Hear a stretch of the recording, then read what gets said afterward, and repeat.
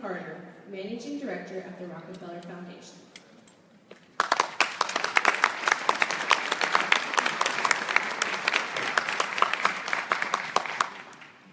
Hello, thank you. Welcome. It's very exciting to be here, and it's especially exciting for me to be here. Whenever I come to New Orleans, it's a bit of a professional homecoming. I bet, like some of you, I started working in the region in the wake of Hurricane Katrina. Back then, I was part of a network of researchers to more deeply understand the needs and the incredible strengths of the neighborhoods and communities in the city of New Orleans and all across the region. And it was that experience of working with communities in such a trying time that convinced me that resilience was the most productive lens with which to understand the complex challenges of today. And so it's fitting and it's thrilling to be back here today to open up this terrific conference. This is the second year we've been able to be a partner with G&O Inc. And the city and with the Expo Center, and we're very happy to be here again. The work I was doing a decade ago here in New Orleans was actually just one piece of a broader set of public philanthropic partnerships with the city and the state. My institution, the Rockefeller Foundation, was privileged at that time to be able to help out with some of the planning and recovery activities. And what we learned about this place and the incredible people here, and from all of you who live and work here, were important lessons that we brought to communities around the world through some of our major initiatives like the Global Resilience Partnership and 100 Resilient Cities. And in doing so, we've had the amazing experience of working with hundreds of places and thousands of leaders and professionals like all of you here today in this room. When we talk about resilience at the Foundation, we are talking about the capacity of individuals, communities, and systems to survive, adapt, and grow in the face of shocks and stresses, and even transform when conditions require it. And there's one word in this definition that I think is very important and I want to call out, and that's capacity. Capacity is extremely important. Resilience doesn't come simply from a piece of flood protection or a simple policy change. Resilience is about the people who lead, who do the work, who execute the plans, who champion and advocate for their communities. And that's why, in 2015, the Rockefeller Foundation set a new 10-year goal. By 2025, we aim to build the field of resilience, seeing new evidence of policies, plans, funding, and investment that reflects resilience thinking and practice across different regions and sectors. And there's three major ways that we're doing this at the Foundation. One is to invest heavily in resilience valuation. That is to say, we want to strive to develop models and criteria for measuring the resilience dividend, that set of value that gets created when we pay attention to resilience. And we want to incentivize policy, investment, and adoption of resilience thinking. A second line of work is called Resilience Academies and the Global Resilience Academy. We're doing this to equip leaders and champions with the best practices in resilience thinking. And third, we have a work stream on digital engagement. One thing that we know about this field is that it's heavily networked and it's spread out around the globe. So we want to use tech and media to integrate resilience across fields, sectors, and practices. As we've continued our work in the space, we're encouraged by seeing new actors and new examples of how others are recognizing the value of resilience and identifying it as a way to address the world's current and future challenges. And it's catching on. People are seeing the value of resilience thinking. For instance, we see resilience explicitly stated in the Global Sustainable Development Goals. That's huge progress. And additionally, through the Foundation's delivery of our Global Resilience Academy and with partners like HRMA Advisors, we have worked with leadership at institutions like the World Bank and the Red Cross to help them think how to integrate resilience thinking and practice into their programs and strategies. And in our cities and in the regions where we work, we see new ways that places are institutionalizing resilience. Just within the 100 Resilient Cities network, nearly a dozen of the partner cities have already taken a step to make the Resilience Office and a Chief Resilience Officer a permanent fixture of their city's government. Additionally, almost 30 of the 100 cities have taken the 10% Resilience Pledge, which commits 10% of each year's budget for each city toward resilience building goals and projects. without raising additional funds. So this is a redirection of existing funds that are already being spent. And there's so much to celebrate right here in New Orleans. Recently, Mayor Landrieu and his team, led by Jeff A. Baer, adopted a policy of embedding resilience outcomes, specifically the pursuit of multiple long-term benefits, cross-departmental collaboration, and advancing the specific goals of the Resilient New Orleans strategy within the city's budgeting process at its core. That's transformative. And in the private sector, we see businesses and organizations adopting resilience as part of their mission. They view it as a necessity to accomplish the goals they want to achieve in this changing world. We see actors like Veolia and Swiss Re right here in New Orleans working to help cities understand the risk exposure of critical infrastructure under current and future climate scenarios, and then build capacity to get those systems back online in minutes and hours rather than days and weeks. That is some of the change that makes a real difference to families and neighborhoods who suffer when our systems collapse. Considering the broad and interconnected scales of resilience thinking, the resilience community encompasses a massive range of actors, from local government to NGOs to the insurance industry, agriculture, and academia, many of whom may not yet identify as resilience practitioners. But at the Foundation, we're building this field of resilience because the challenges of the 21st century are simply too great, and they require that we find a way to harness the energy, knowledge, and the capacity of these individuals and connect them in order to increase the scale of impact across the globe. Just here in this room, we have practitioners from every major sector: government officials, public sector employees, educators, students, private sector professionals, not-for-profit organizations. And when you break it out by expertise and responsibility, and this is completely illegible, the diversity is even more remarkable. But to give you a few highlights from this slide: information technology, insurance, financial services, construction, design, policy analysis, emergency management, research, business management, public service, and so many more. All represented in this room. To engage this diverse set of actors, we worked with a set of partners, including Blue State Digital, the Thomson Reuters Foundation, and On Frontiers, to conduct in-depth research and user testing to determine how digital technology could advance the work of our community. And today we'd like to announce our new digital platform for connecting the vast network of resilience practitioners, resilient.org. Our new online publishing and knowledge-sharing platform that delivers a wide range of personalized content, connections, and networking opportunities to you, the network of global resilience practitioners. This platform will serve as a space for users to lead, define, and shape the field of resilience actively as it evolves. It's a network to knit together and scale existing resilience digital properties and communities, and it's a resource for providing the content, connections, and collaboration to advance your work in your communities. Today, each of you will receive an email inviting you to join the platform and begin connecting. I highly encourage you to do this. This will help all of us do our work moving forward.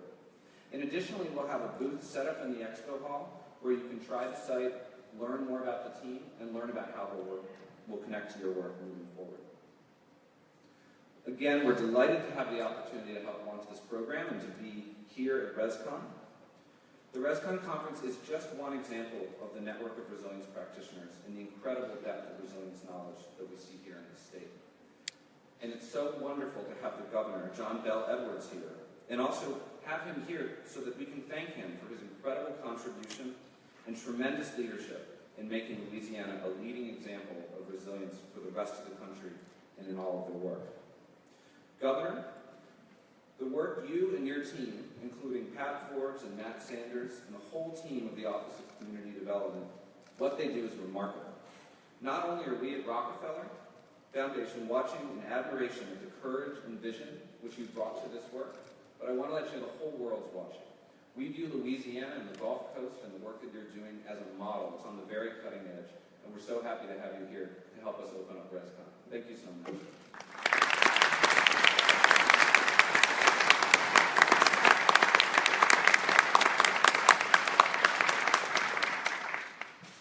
Sam, thank you very much, and I'm going to tell you how much I appreciate Rockefeller being in Louisiana in such a big way. I had an opportunity, in fact, for right at 100 years, because in 1920, the Rockefellers came down and opened the wildlife refuge down in Cameron Parish, and they have been an important part of our state for many, many years. I want to thank all of you for being here this morning, especially Congressman Garrett Graves, who's here, Mayor Mitch Landrieu is here as well. And I want to thank you for not just being here, but for what you do, the purpose for which you are all gathered. And certainly it's my pleasure to welcome you to New Orleans and to ResCon, which, you know, we always have to call something other than by the real name, the Resilience Conference, about ResCon 2017. And for those of you who might be a little bit behind times, Mardi Gras was last week. But you can have a good time in New Orleans all year round. And get ready, because next year, New Orleans turns 300 years old. And it is going to be a party from the first of the year all the way through. So make sure that you come back. I'm sure that the mayor would love to have you back multiple times. Look, there's a lot to talk about when it comes to resiliency around the world, but here in the United States, there's not a more appropriate place than Louisiana. And in fact, resilience has been at the heart of many speeches I've been given over the past year. I've been governor now for just about 14 months. And this is a frequent topic, whether it's the spirit of the people here in Louisiana in the wake of historic flooding, devastating tornadoes. Just February the 7th, we had the strongest tornado ever in New Orleans. Hit down in New Orleans East, a community that's still recovering from Hurricane Katrina.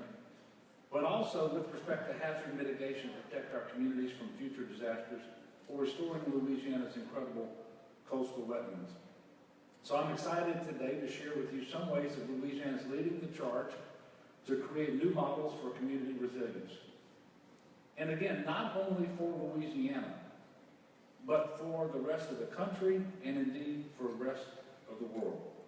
The knowledge and expertise that's going to be developed here will become exportable commodities as we fully develop into a center for best practices to deal with water issues.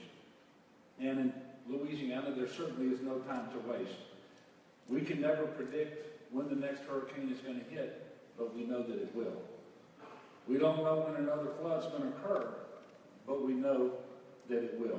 And every day, citizens are affected by our catastrophic land loss, whether it's a community that must relocate, a business struggling to obtain insurance, or just part of our culture, part of our history, washing away.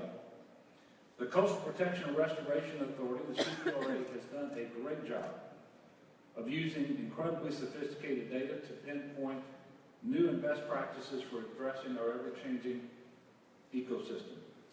And the Louisiana Coastal Master Plan takes an honest, scientifically driven approach to chart a path forward. And in fact, this plan will be presented to the legislature later this spring, because it's time for our 5-year update. And it envisions spending $50 billion over 50 years for restoration and protection activities that are so incredibly important for our state. We haven't identified $50 billion. We have identified a lot of projects that add up to more than $50 billion. But we know that this is a science-driven plan. This is a one-of-a-kind approach in the country, and we're very proud of it. It is our plan to protect our future. But you know, bold plans cost money. I just told you it's resource constrained, and so we don't plan to spend more than $50 billion, although we would like to. But you also have to set priorities, and that's why, despite inheriting the largest budget deficit in the history of the state of Louisiana, which that deficit was $2 billion for the current year, my administration has kept coastal money for coastal projects. We have not raided those funds and diverted them to other necessary uses. I'm also very grateful for federal investments that will expand upon and multiply the extraordinary work that's underway by CPRA through the Coastal Master Plan. And one such program that I am extremely excited to announce today is Louisiana's Strategic Adaptations for Future Environments. And because that is such a mouthful, we just call it LA Safe. which is funded through HUD resources made available through the National Disaster Resilience Competition. LA Safe is rooted in the work of the Coastal Master Plan and acknowledges that adaptation and restoration and protection must go hand in hand. This is especially important considering that a few of our most vulnerable coastal communities will need to contemplate resettlement over the next 50 years, while others are likely to experience population and economic contraction as a result of ongoing land loss and sea level rise. And in fact, most troubling to me as governor is just a few years ago, I remember sitting in briefings and they talked about the best case scenario, the worst case scenario. In many cases, what we're looking at today is the worst case scenario from a few years ago is the most likely scenario that we face going forward. And this is disconcerting, and what it establishes, without a doubt, is that we are in a race against time in Louisiana, and we have to have a sense of urgency about coastal restoration and protection. And LA Safe is going to help. It's going to address community growth, contraction, and resettlement through a community-led process, outlining how conditions have changed in the past and how we anticipate that they will change going into the future. The $96.2 million award from HUD has allowed us to develop plans and policies initially for 6 parishes. They are St. Tammany, Jefferson, Plaquemines, Terrebonne, Lafourche, and St. John the Baptist. And $40 million of the 92.6, $40 million will specifically be dedicated to LA Safe. The resettlement of Ile de Jean Charles, a $48 million project under this initiative, will help the state create a national model for community resettlement. And so this idea about communities needing to resettle, that isn't just something way off in the future. We're actually doing that right now in Louisiana. With our partners at the Foundation for Louisiana, we are actively developing local, economic, and environmental partners to work towards addressing challenges and developing community-driven solutions to respond to these resiliency efforts. These challenges are some of the greatest ever faced in the history of our state, but the only way to confront them is head-on. The LA Safe planning process has been designed to be a multi-factored, inclusive process that is equitable. It addresses things such as literacy rates, language barriers, and the technical nature of information so that residents most affected by coastal land change can be involved in designing the methods by which they'd like to adapt. The coastal and environmental management work underway in southeast Louisiana will not only protect billions of dollars worth of economic assets, jobs, and economic productivity, but also create a new job sector. And our need for resilience certainly does not stop in the coastal areas of our state. As the flooding in March and August of last year showed so clearly, we face multiple risks and need to be prepared for all of them. Indeed, if you just look at the floods from March and August, 56 of our 64 parishes were declared major federal disasters in that time period. 56 out of 64. And 85% of our state's population live in those 56 parishes. We also know that we have to look at flooding holistically, because there's going to be an interaction between storm surge flooding and riverine flooding. And so as we study our floodplains across the state of Louisiana and come up with our best strategies, we have to make sure that we're taking all of that into consideration.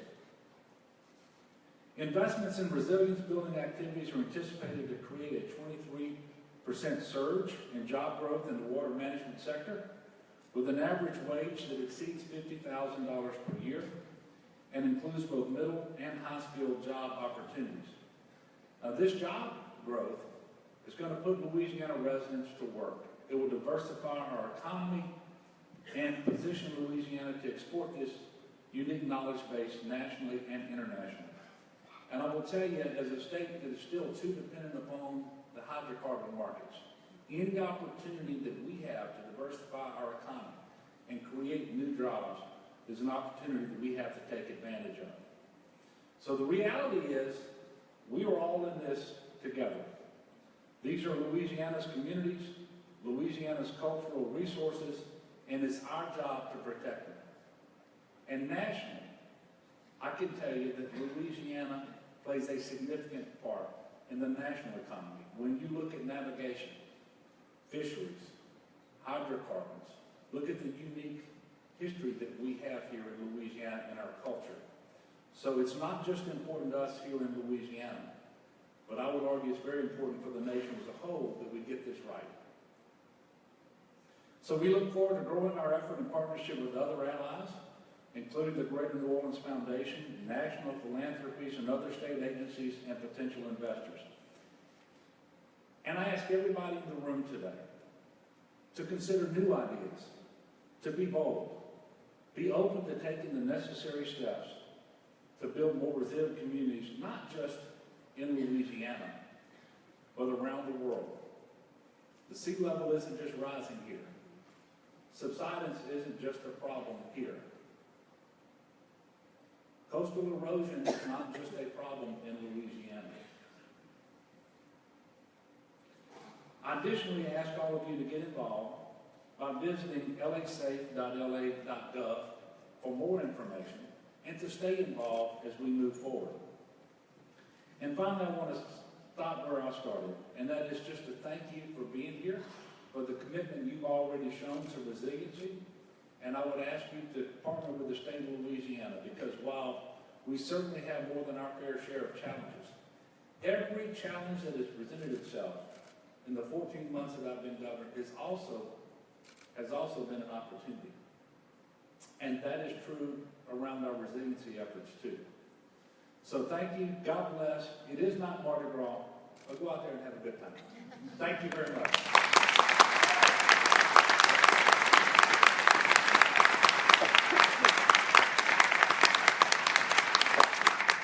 And now, here to present the 2017 ResCon Impact Awards. Please welcome your ResCon host, Vice President of Sales and Marketing,